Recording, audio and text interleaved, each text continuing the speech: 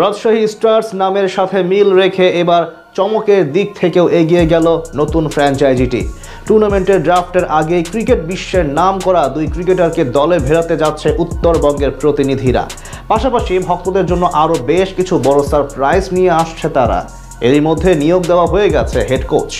রাজশাহী স্টার্সের এমন চমক এবং দলে নিতে যাওয়া দুই বিদেশি ক্রিকেটারের সম্পর্কে জানবো রিপোর্টে। 2025 বাংলাদেশ প্রিমিয়ার লিগে বিসিবির বেশ কিছু উদ্যোগ যেমন নজর কেড়েছিল, একইভাবে ভক্তদের প্রত্যাশার পরিমাণও ছিল আকাশচুম্বী। তবে সেই প্রত্যাশার মাঝে এক প্রকারের জল ঢেলে দিয়েছিল নয়া ফ্র্যাঞ্চাইজি দুর্বার রাজশাহী। তাদের কারণেই ভাবমূর্তি নষ্ট হয়েছিল পুরো টুর্নামেন্টের। পাশাপাশি রাজশাহী বিভাগের প্রতি নেতিবাচক মনোভাব তৈরি হয়েছিল সব ক্রিকেট প্রেমীদের মাঝে।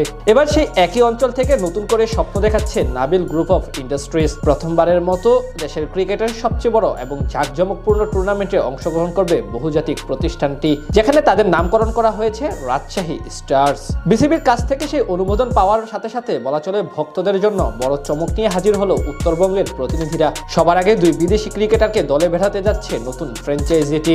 সব নতুনত্বের আদলে মাঠে গড়াতে যাচ্ছে 2026 বিপিএল। 7 দল থেকে কমিয়ে এবার 5 দলের আনুষ্ঠানিকতা নিয়ে আয়োজন হবে দ্বাদশতম আসর, যার মধ্যে সবচেয়ে আলোচিত দল রাজশাহী স্টার্স, যারা কিনা এরই মধ্যে দুই ক্রিকেটারের সঙ্গে আলোচনা সেরে রেখেছেন, যার মধ্যে প্রথমজন হলেন পাকিস্তানের তারকা ওপেনার সাহিবজাদা ফারহান। ব্যাটাতে দারুণ সময় কাটাচ্ছেন এই ক্রিকেটার। গেল এশিয়া কাপে দেশকে ফাইনালে তুলতে মুখ্য ভূমিকা রেখেছিলেন তিনি। বিশেষ করে আধুনিক ক্রিকেটে দিন দিন তারকা খ্যাতি অর্জন করছেন সাহিবজাদা। তাই আসন্ন বিপিএল এর আগে তাকে দলে ভেড়াতে যাচ্ছে নবাগত রাজশাহী স্টার্স। আন্তর্জাতিক টি-20 ক্রিকেটে এরই মাঝে 30টি ম্যাচ খেলে 666 রান করেছেন, প্রায় 125 স্ট্রাইক রেটে।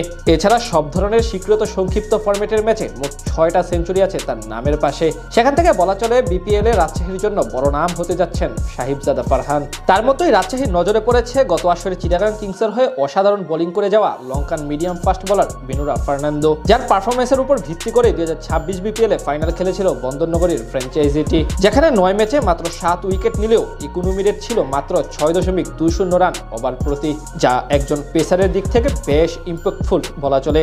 স্বীকৃত টি-20 ফরম্যাটে এখন অব্দি 119 ইনিংসে বল করে 146 উইকেট শিকার করেছেন এই পেসার। বিনুরার সবচেয়ে ইতিবাচক দিক হলো নতুন কিংবা পুরাতন উভয় বলে দারুণ কার্যকরী ভূমিকা রাখতে জানেন তিনি। সেখান থেকে বলা চলে আপাতত রাজশাহী স্টার্সের দলে নিতে যাওয়া দুই ক্রিকেটারই আসন্ন বিপিএল এ হতে পারেন দলের সবচেয়ে বড় ট্রাম্প কার্ড। এছাড়া আগামী 19 তারিখ প্লেয়ার্স ড্রাফটেও বাজিমাত করতে চায় ফ্র্যাঞ্চাইজিটি, যেখানে তাদের নজর থাকবে বেশ কিছু ভালো মানের দেশি ক্রিকেটারের উপর। এরই মাঝে সাবেক নির্বাচক হান্নান সরকারকে হেড কোচ হিসেবে নিয়োগ দিয়েছে তারা। সব মিলিয়ে বলা চলে বেশ গোছালো পরিকল্পনা নিয়ে এগিয়ে যাচ্ছে রাজশাহী স্টার্স।